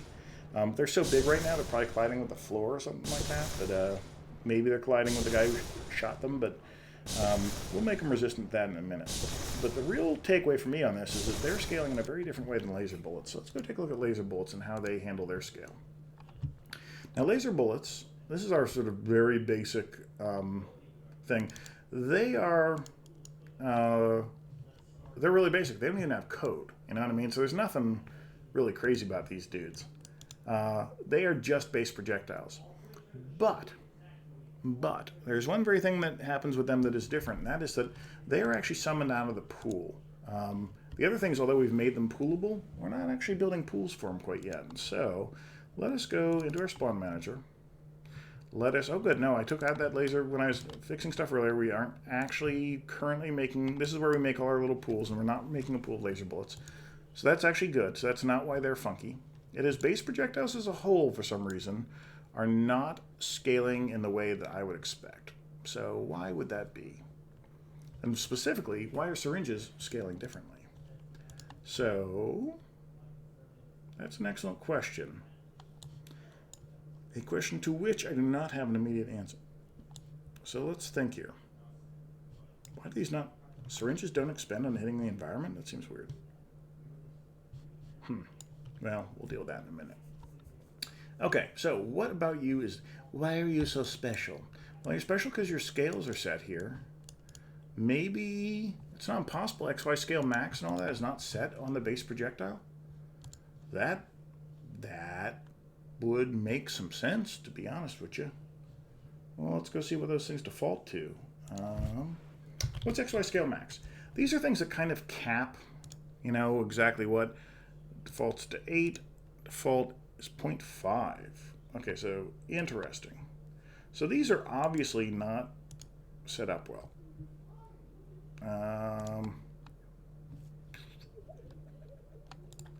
Let's rename this to be default. XY scale max and XY scale min.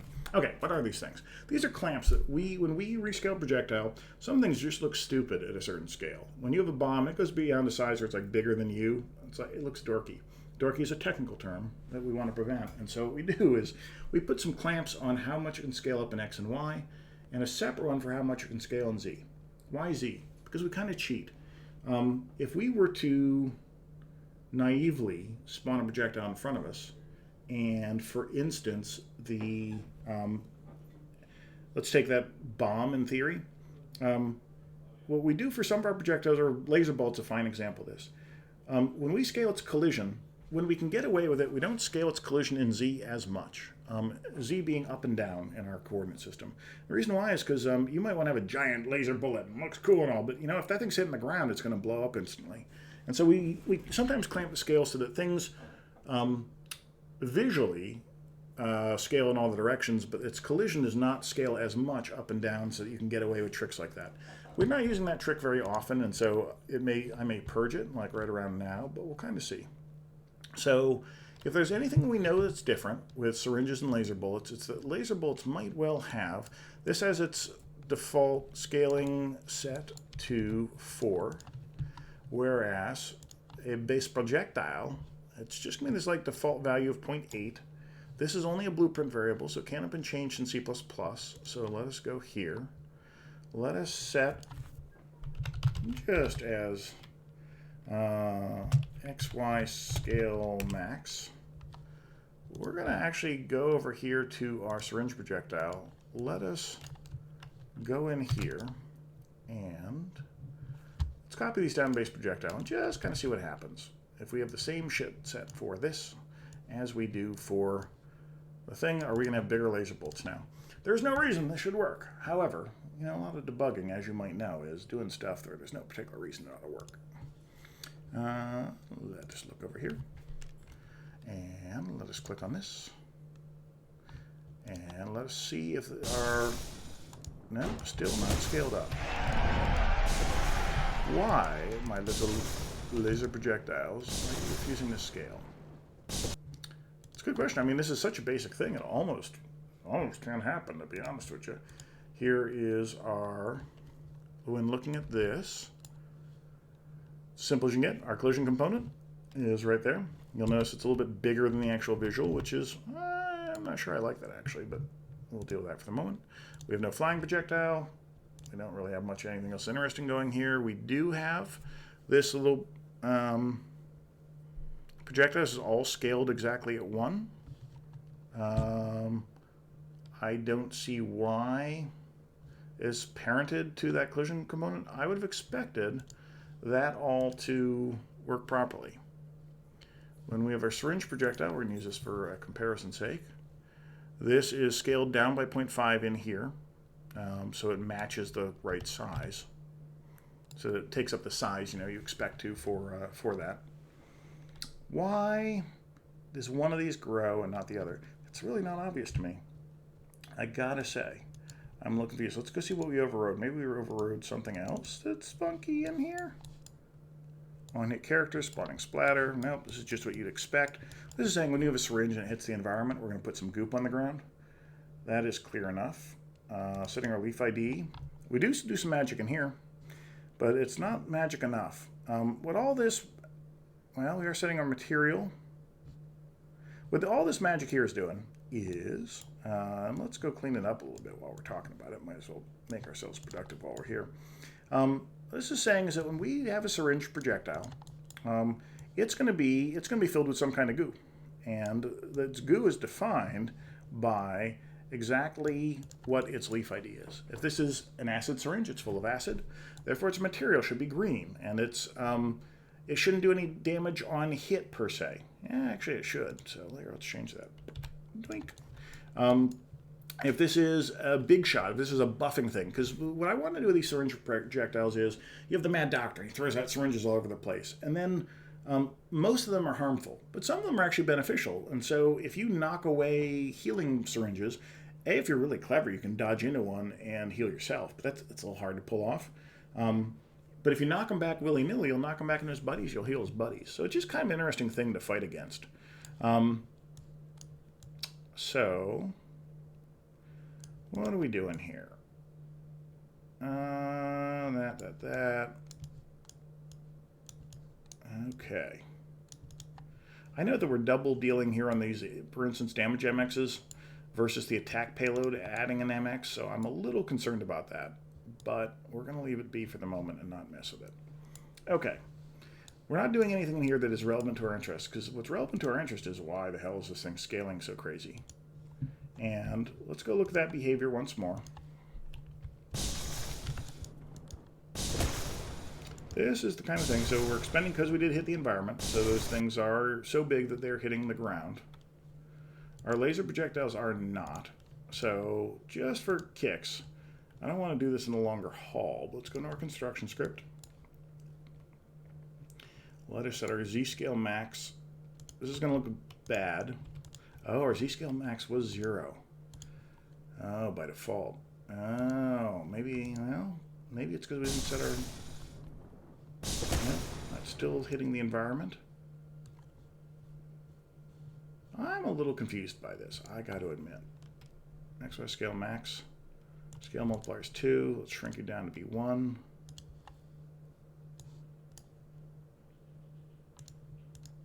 Why? I gotta say, I'm a little confused by exactly why this is doing what it's doing. Let's just fix everything. Let's make all this be defaults that sort of make sense. And then we're going to go back in here. We're going to take a peek and see what the heck happens. Okay, so this is all lovely because these things are not ridiculously big like they were.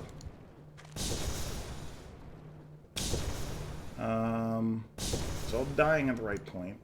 Why are only those children being big? You know why? You know why it might be. I don't guarantee it's this. Let's go into our master syringe projectile. And let's go look at where we're getting those kids from. Let's see if we're doing anything special to the syringe parts of this. Maybe we were being overly clever when we were first writing this and we were setting those things differently. Syringe projectile. That's the normal syringe projectile. We want the master syringe projectile, which is Emproj syringe. We're going to spawn when they're far enough away. That's one clever thing this does. This, depending on the tag, we're returning whether this is a laser bullet or whether it is a, whether it's something, how do you say it? Whether it's a syringe of some kind. And pressure. So, okay, that's interesting. Let's go look and see for this child here. So laser bullet doesn't have any tags passed through. That shouldn't matter for this. Man, I got to say I'm a little bemused by this. And let's see, it's 6:44, so we've been going for an hour and 40 minutes. I'm not sure. I think this is the kind of thing that I will probably take a look at in a little bit. Let us... because I don't want to have to dig too hard into this while being confused about exactly what the heck is going on. Yeah, okay. So, here we are in a syringe projectile. I don't know why that Z-scale thing was not working. Let's bump that back up to 4 like it was. Our default scale for those is 1. Let's make sure this, how good does this look just for a basic size test? It looks okay. I'd really like to know exactly why. I'd like to know exactly why laser projectiles are not scaling. So let's see if, so that seems like a reasonable test. Let's go take a normal laser projectile and let us shoot them in a way where we can arbitrarily set their scale. How are we going to do that?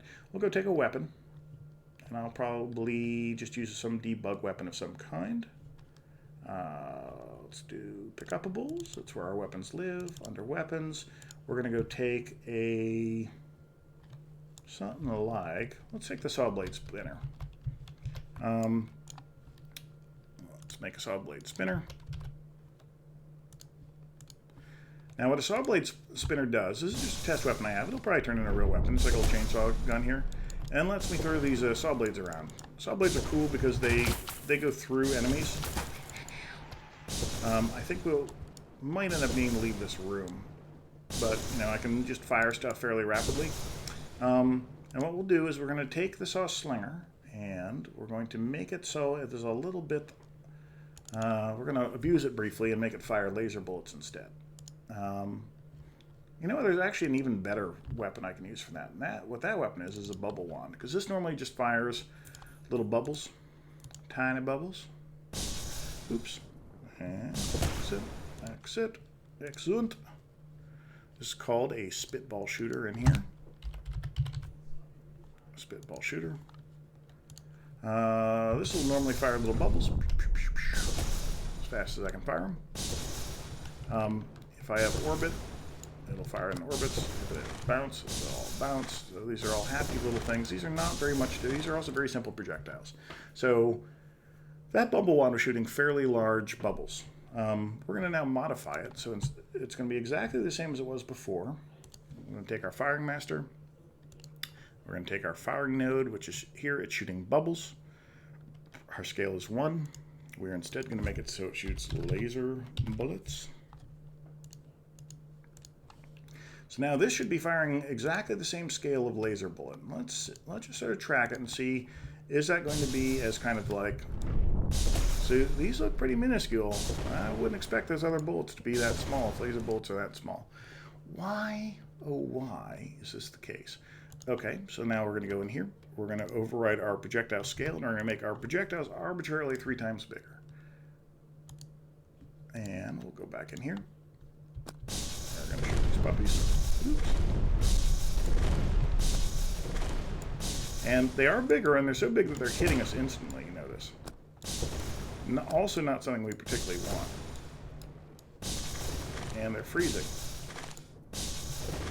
That's a strange, weird, wild, wacky stuff. I would not have expected any of that. Well, we're certainly digging into something being funky. So what let's do is we're going to take... Let's go look at our other weapons real quick. Our electric sword is a very well, that's our kind of basic weapon. So it's all happy. Let's go see if we did anything funky with our, for instance, the positioning of our firing master. No, we didn't. It's just in the hilt. Why, oh why, is this happening? I am confused. I am confused. Maybe one is set to scale with damage and one is not. That would be a very good argument. What is our default? Okay, we're going to undo you. And we're going to go into our... Sorry to be talking kind of broken sentences. This one's been in my brain a little bit. I'm not quite sure why it's doing this. Let us go in here. Let us look in our construction script. And let us set our default scale based on damage.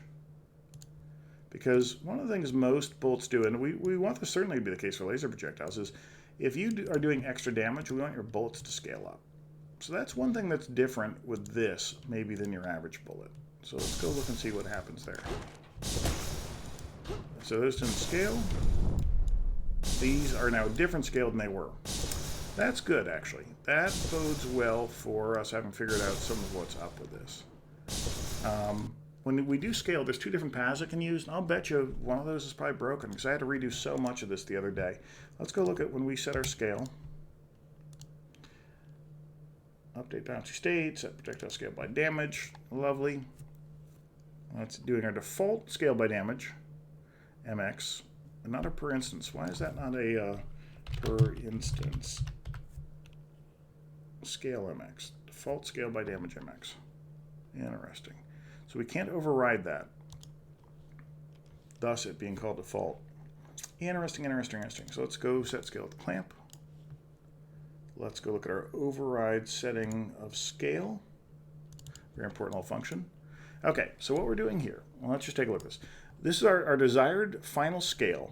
If we are overriding our defaults entirely, this is one of the things you can set as you're setting the scale, then we're just going to set it right bam to 3 times as big as it should be. If we're not overriding defaults, then what we're doing is we take what our scale is set to for, all syringes are 3 times bigger.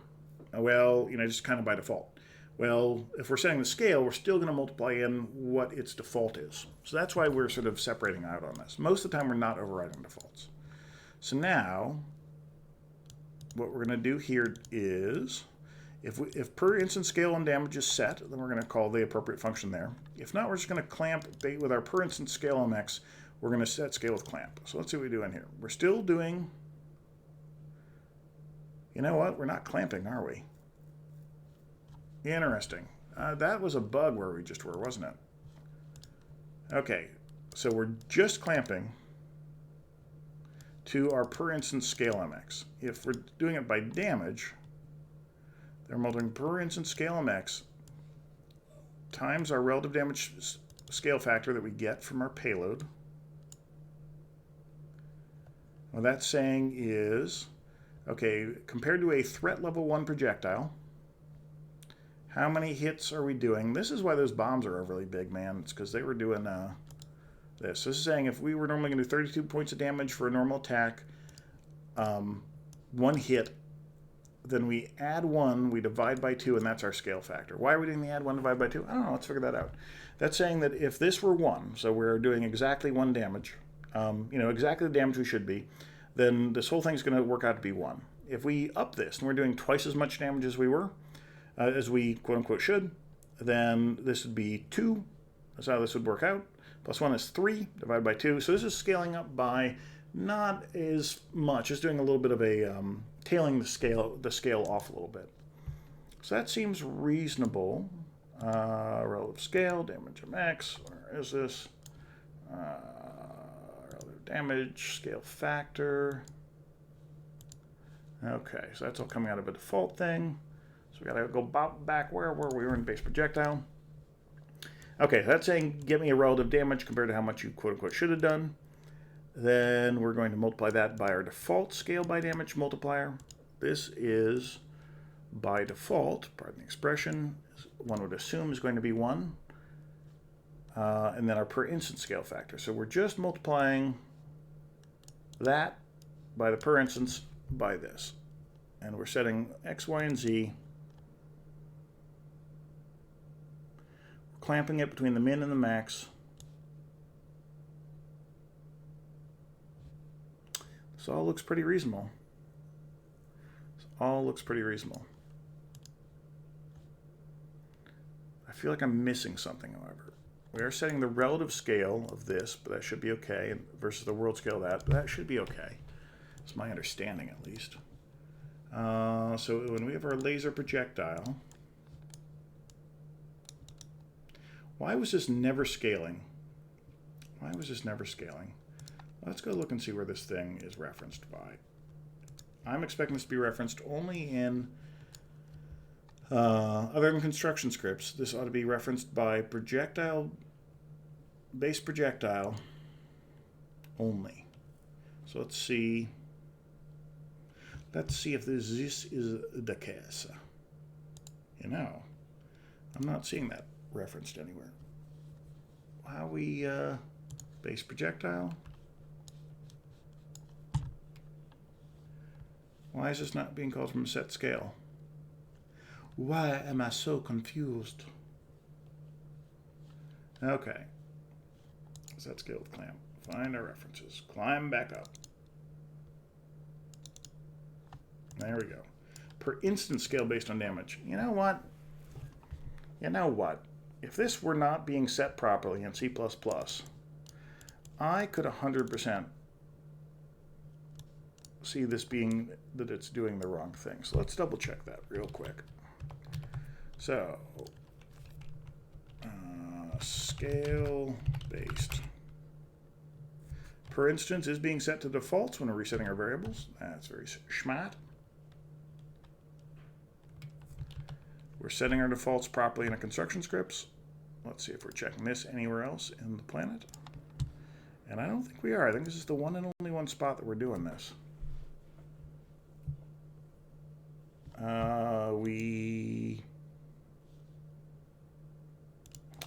I'm a little confused by this then. Why is this being a pain in the butt? Otherwise, just set your scale. Per instance, per instance, per instance. Set scale. Default scale by damage MX. It's okay. Per instance is correct. Default, default, default. Man, I'm confused. Well, I think we ought to take a break because I have a feeling that time will actually prove this out. You know, we do have it looking okay right now. It's just that I'd like to really know why that was not scaling in the way I would have expected. I would expect that to be doing things a little differently. So let us reverse some of the stuff we did, and then I think we're going to call this an evening. If there's any questions, I'm happy to answer them. This game obviously has gone viral, and it's all about fighting your way down through like a death arena. And what we're doing here is just walking through some of the inner stuff to get a little bit of insight into exactly, you know, what and why all this stuff is doing what it's doing. We're going to go over here into Syringe Projectile. We're going to take off our Projectile logger since we solved that issue with it. We are going to, that all looks happy. Let's set you up in a happy little line. And let's move you back so that you're all happily lined up. I don't believe we put in any other debugging information, but let's go take a quick look at our test range just to make sure everything looks kind of okay across our firing line here. Clouds seem kind of happy. Those look happy. Those look happy. Notice this little dude over here still isn't scaled. I mean, maybe that's just his default scale, but I don't understand why these laser bullets are not the same size as those laser bullets. And, you know, scale's a tricky beast. They just don't look the same size to me. So maybe we'll put that in the hopper to track down in the future is exactly why those things are different. But otherwise, I actually think it's a pretty good hit. So what did we get done? We got done a whole bunch of debugging, which is quite nice. We changed our projectile logger to be able to look at what the time spans are. We did that to find the bug when we had a master syringe projectile that was making other syringe projectiles. It was colliding with the environment. It was doing some weird stuff, so we made those look a lot better. We fixed a couple of different scale issues here in terms of master projectiles passing their scale along happily to their children, master projectiles passing their lifespan along happily to their children. This makes our syringe projectiles behave just a little bit more of the way that you'd expect. We fixed also karma kills so that those now work properly. That stylish move is now fully functional. That's a pretty good couple hours worth of knocking out stuff. So thank you for joining us. We always appreciate it. We are, of course, Skullbot Games, working on Gone Viral, our upcoming action RPG roguelike melee twin stick, not a shooter quite, but sort of thing where you kill enemies with enemies and pull off crazy moves for the amusement of your audience. And so for the amusement of my audience as well, we'll say thank you very much. And we'll see you next week at 5 o'clock Pacific time, and we appreciate your viewerships.